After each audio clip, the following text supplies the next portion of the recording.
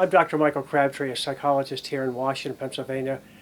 I have a private practice where I do a lot of court-related work. I spent 5 years up till July 1st being a psychologist with Washington County Children's Youth Services, also at W&J College, where I've been a faculty member for 39 years.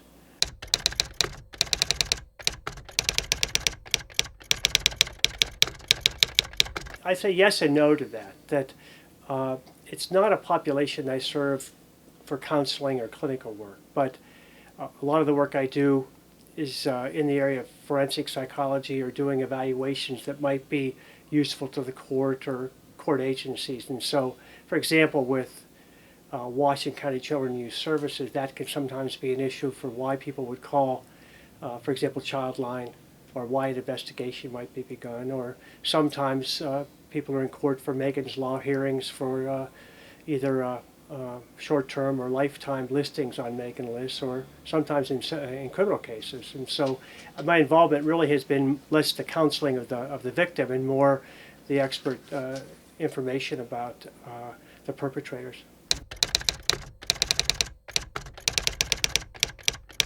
I think the simplest takeaway is that without treatment, the lifetime pattern is a lifetime pattern, and so it doesn't like remit on its own.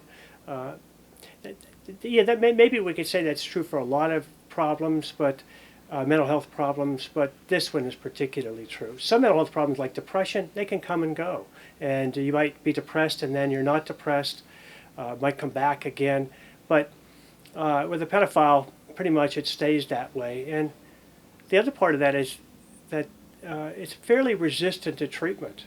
So even with treatment, it's not as if, like with some disorders, you find, okay, now we can kind of say the person's no longer this thing.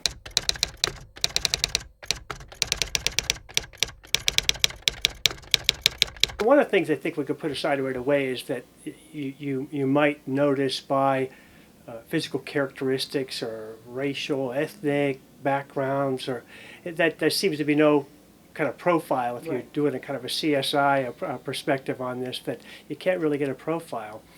And so I think that you're not going to look for those kind of, we said, demographic characteristics to define somebody. On the other hand, I think behaviorally, if you look at how they do behavioral profiles, you start to see some things that I think, and these are going to be kind of obvious to your readers, things like spending a great deal more time with children in an unsupervised capacity. Because the base rate of this is so low, if we kept every adult for spending time with our children, we wouldn't have any adults left to be able to provide Boy Scout leadership or youth group leadership. And so we're not going to automatically say that excludes somebody because they want to spend time with children. But unfortunately, nested within that group are people who use that cover to develop closer relationships.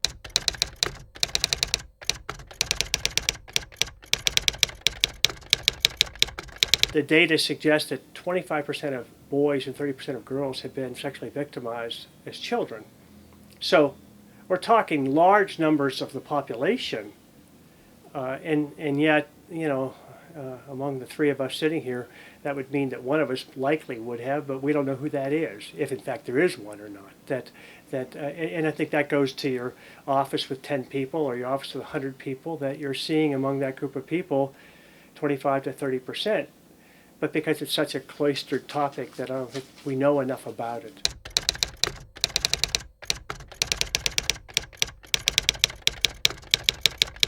For children, it's not so much the shame of sex, because I think that's probably something that we adults probably have a lot more shame attached to than kids do.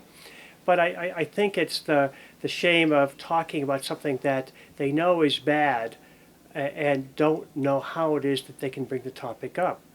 It's heartwarming when you see a kid who finally has the courage to talk about it, because then you have a child who's willing to provide the details. But I just would say rhetorically, how do you start that conversation if you're sitting there at the dinner table and it's Uncle Joe or it's cousin Harry or whoever it was? And so I think that there's a kind of a cloud there, and most children are willing to just not talk about that. And the second part, I don't think you have a vocabulary to talk about it. You know, kids don't understand what just happened here. And then the other part is the fear. I think for some kids, it's really that the perpetrators made them feel afraid of what's going to happen. Sometimes the fear is subtle. Sometimes the fear is outright horrendous when they start to suggest what they're going to do to mom or dad or somebody else. And children then have that extra burden of feeling they got to protect everybody, keep them safe.